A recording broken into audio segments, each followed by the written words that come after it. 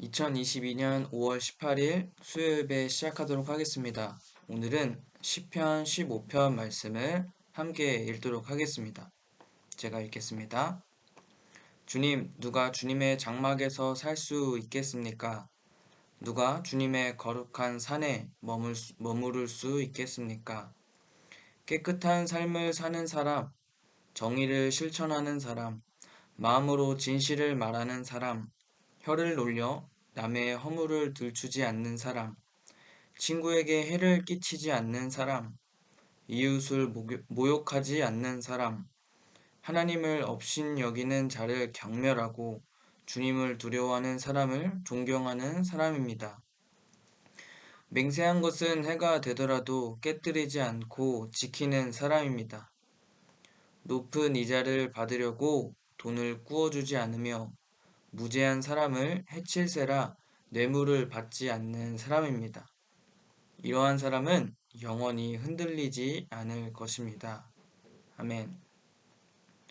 일상 속에서 하나님을 믿는 사람으로 살아가는 것은 쉽지 않은 것 같습니다. 갑작스러운 상황으로 인해 속에서부터 끓어오르는 분노를 경험할 수 있고, 기쁨과 슬픔, 평범한 일상 속에서 하나님을 만족하면서 살아간다는 것은 쉽게 말할 수 없는 부분인 것 같습니다. 특별히 자동차 운전을 할 때 자신만 올바른 길을 가더라도 많고 많은 차 사이에 원하지 않는 상황을 경험할 수 있습니다. 제 경험으로 생명의 위협을 느끼는 순간 하나님을 믿는 나는 사라지고 분노의 또 다른 애가 나타났었던 경험이 있습니다. 이 순간은 제 마음속에 사랑과 평화라는 단어는 사라지고 오직 분노에만 지배되었던 경험이 있었고 생각이 납니다. 비단 운전뿐만 아니라 우리는 일상생활을 살아가다 보면 원하든 원하지 않든 상황 속에서 하나님을 믿는 자로서 살아가는 게 쉽지 않은 것 같습니다. 자유하지 못한 상황 가운데서 하나님을 찾을 때도 그렇습니다. 일상생활이 아닌 하나님께 나아오는 예배 시간에도 우리 마음 상태는 한결같지 못할 때가 있습니다. 생각해보면 하나님께 나아갈 때 마음이 행복으로 가득 차서 나아간 적이 있었고, 혼란스러운 마음을 가지고 슬픈 상태 그대로 나아간 적도 있었습니다. 하나님께 나아갈 때는 영과 진리로 나아가야 한다는 말씀 구절을 알고는 있지만 사람의 감정은 다양하고 불완전하기에 매번 이렇게 하기가 쉽지 않았었습니다. 마음이 혼란스러울 때는 마음을 추스르고 하나님께 나아갈 수밖에 없습니다. 이렇게 불완전한 상황 속에서 살아가는 우리가 하나님께 나아올 때, 하나님을 예배할 때 본문의 시편 기자는 우리에게 질문으로 시작합니다. 본문 1절에 나오는 질문은 조금 묵직한 질문인 것 같습니다. 제가 한번 읽도록 하겠습니다. 누가 주님의 장막에서 살 수 있겠습니까? 누가 거룩한 산에 머무를 수 있겠습니까? 오늘날로 말하면 누가 주님께 예배드릴 수 있겠습니까? 라고 말할 수 있습니다. 학자들은 이 질문을 이스라엘 백성들이 성전에 입장하기 전에 했던 질문에서 유래한 것으로 보고 이를 성전 입장송이라고 부르기도 합니다. 성전에 입장하기 전에 거룩하신 하나님께 우리가 어떤 마음을 가지고 나아올지를 묻습니다. 그리고 우리가 일상생활 속에서 어떤 마음과 행동을 해야지 거룩하신 하나님께서 우리의 예배를 받아주실지도 생각하게 됩니다. 또한 이 질문을 통해서 내가 하나님께 나아올 수 있는가도 생각하게 됩니다. 우리는 불완전한 상태로 하나님께 나아갑니다. 거룩하신 하나님께 우리의 있는 모습 그대로 나아가야 하는 것을 머리로는 알지만 마음과 행동은 불안과 잘 살지 못했다는 찔림으로 선뜻 하나님께 나아가기 쉽지 않습니다. 여기서 하나님을 예배하는 것이 예배 시간만을 말하는 것이 아니라 우리의 삶 속에서 하나님과 함께 살아내는 삶의 예배인 것도 우리는 알고 있습니다. 아까 말씀드린 것처럼 우리는 불완전한 상황과 알 수 없는 환경으로 인해 하루하루 마음을 지킨다는 것도 버거울 수 있습니다. 어떠한 상황이든 하나님께 나아올 때 누가 하나님의 성전에서 예배할 수 있는가? 라는 질문은 우리의 삶을 돌아보게 하는 질문으로 보입니다. 시편을 보면 반복적으로 나오는 단어가 있습니다. 그리고 이 단어들은 대조적으로 나타나는데요. 그것은 의인과 악인의 모습입니다. 단순하게 생각해서 하나님께 예배드리는 자가 의인이고 하나님께 예배드리지 못하는 자는 악인입니다. 오늘 본문에 거룩하신 하나님 앞에서 살아가는 의인의 모습은 이러합니다.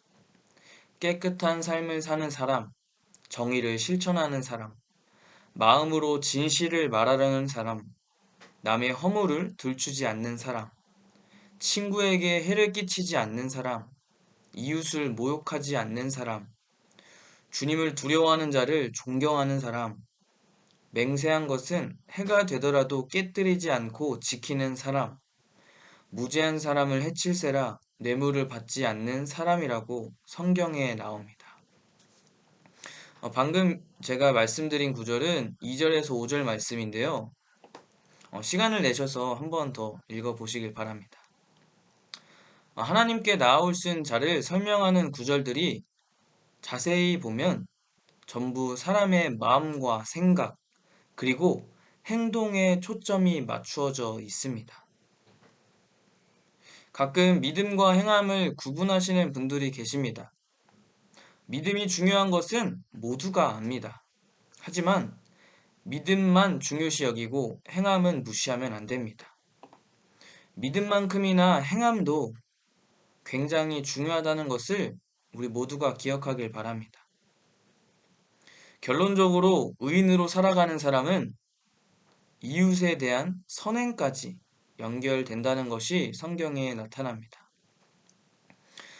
거룩하신 하나님을 믿는 우리는 하나님의 거룩을 본받아야 합니다. 2절과 5절에서 나오는 의인으로서의 모습은 하나님의 성품을 말합니다. 우리가 하나님을 믿고 따른다면 그분의 성품을 닮아가야 합니다.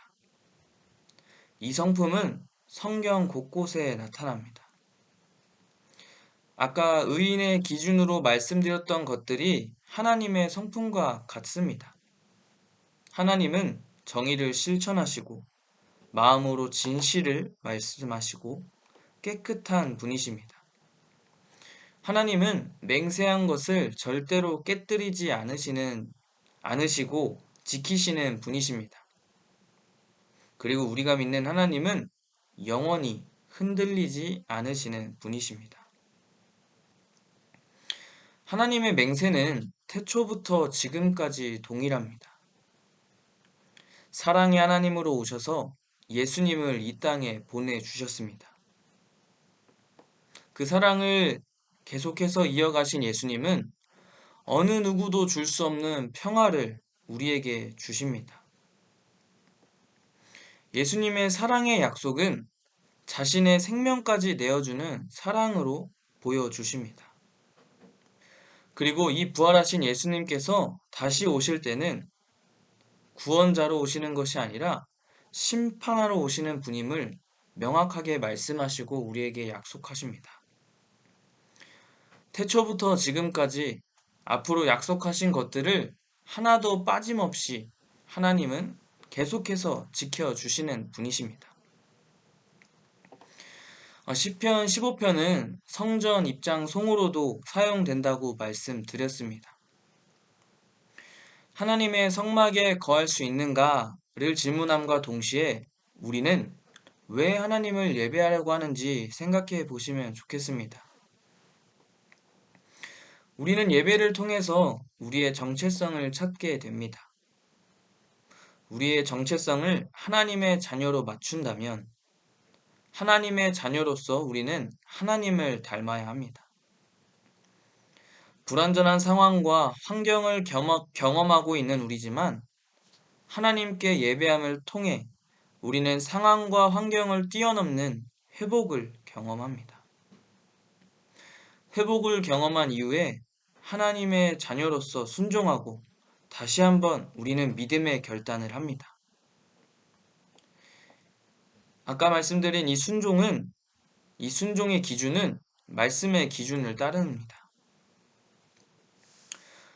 본문에 나온 것처럼 거룩하신 하나님께 예배함을 통해 우리는 하나님을 경외하는 형제 자매를 사랑하며 이웃에게 해를 끼치지 않고 적극적으로 이웃에게 의와 정직과 진실을 행하기 위해 애쓰게 됩니다.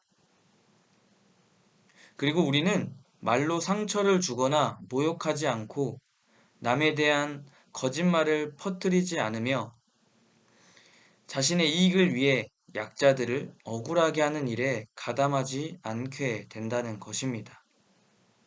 이것이 의롭고 거룩하신 하나님을 예배하는 자들이 나타내는 것들입니다.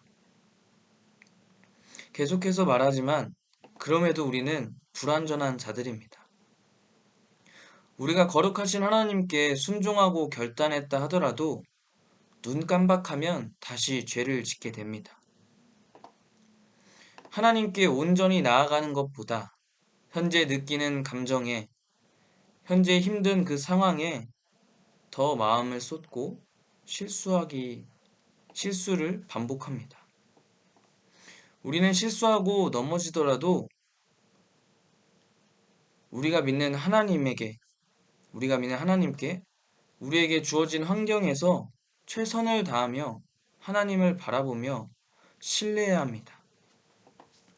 우리가 상처투성이인 상태로 하나님을 바라볼 때 다른 사람들이 바라봤을 때 회복이 더딜지 모르겠지만 우리가 하나님을 끝까지 바라보고 신뢰함을 통해 하나님의 시간은 계속해서 흐르고 잔잔한 호수와 같이 우리를 회복시키고 일으켜 세우고 계신다는 것입니다.